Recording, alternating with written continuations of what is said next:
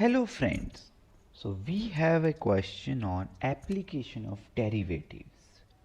A standard question between where a relationship is given between displacement and time, and you have to calculate values of time for varying velocities and acceleration. So let us proceed. We are given that a particle is moving in a straight line and its displacement s meters from a fixed point P is given by the function s of t, which is 3 times t plus 2 raised to the power cos t, and t varies from 0 to 6.8. Now, in the A part, we have to find the particle's initial displacement.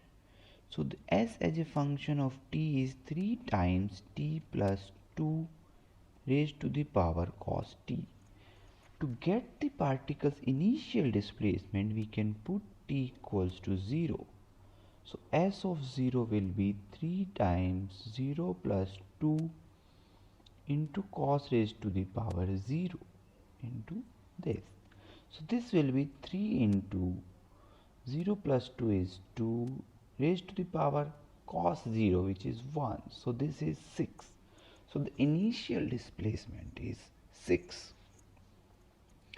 Now in the B part, we have to find the particle's velocity at a particular time, which is t equals to 2. So we know the velocity as a function of t is the first derivative of the distance function. So we have to differentiate that d by dt 3 into t plus 2 raised to the power cos t. Now you know the derivative of a function which is of this format, u raised to the power vx, is u raised to the power vx multiplied by natural log of ux multiplied by vx and their derivative. So the derivative of this function will be 3 times t plus 2 raised to the power cos t multiplied by natural log of t plus 2 multiplied by cos t and their first derivative. So we can write this as 3 times t plus 2 raised to the power cos t. Now we can apply product rule. This will be cos t divided by t plus 2 minus sin t multiplied by natural log of t plus 2. So this is your velocity as a function of t. Now we have to find its value at t equals to 2. So you can calculate at t equals to 2 by putting the value of t as 2. This is 4 raised to the power cos 2 multiplied by cos 2 divided by 4 minus sin 2 multiplied by natural log of 4. This will come out to be approximately 2.2992, or you can round it off to 2.30 meter per second. So this is the solution of B part.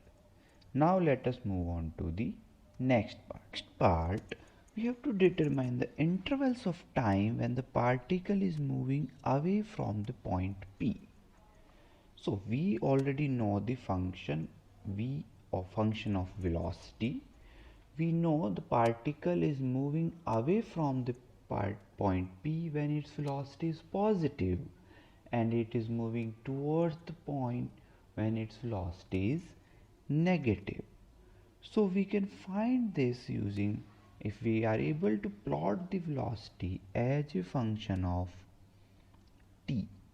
So let us try to plot the function. With the help of our calculator, you will get a velocity as a function of t, something like this. So this is velocity as a function of t.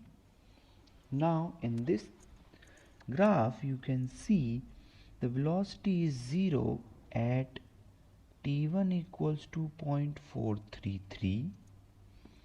Second, it is 0 as t2 equals to 1.231, sorry, 3.256, and at t3 equals to 6.34.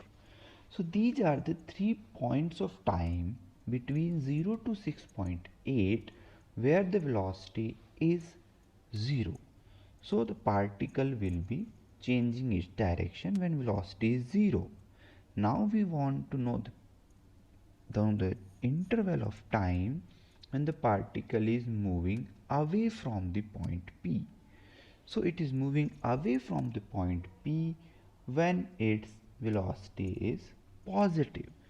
So that those intervals are from 0 to 0.433, you can see in the graph, and the next interval will be from 3.256 to, you can see, up to 6.34.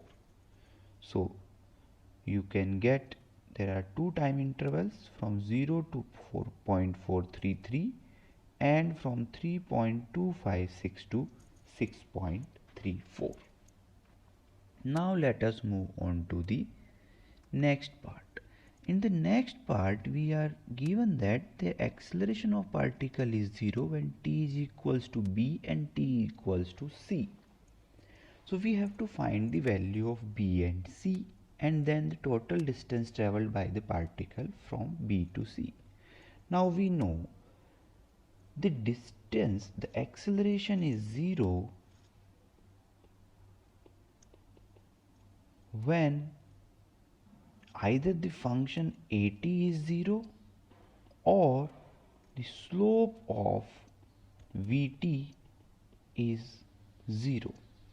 So we have already drawn the graph of vt as a function of t, and we know its slope is 0 at t1 equals to 1.231 and at t2 equals to 5.69. So these are the 2 points when the slope is 0. So this is 5.69.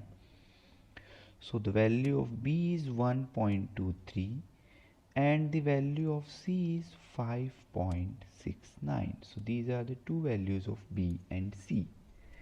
And now to get the distance between b and c, we can use the formula that b to c, we can integrate the vt function with respect to dt, and since we have to calculate the distance, we will be using the modulus function. Now from the same graph you can see from 1.23 to 3.256 the velocity is negative. That means the particle will be moving towards the point P, and from 3.256 to 5.69 the particle is moving away from the particle from the point P.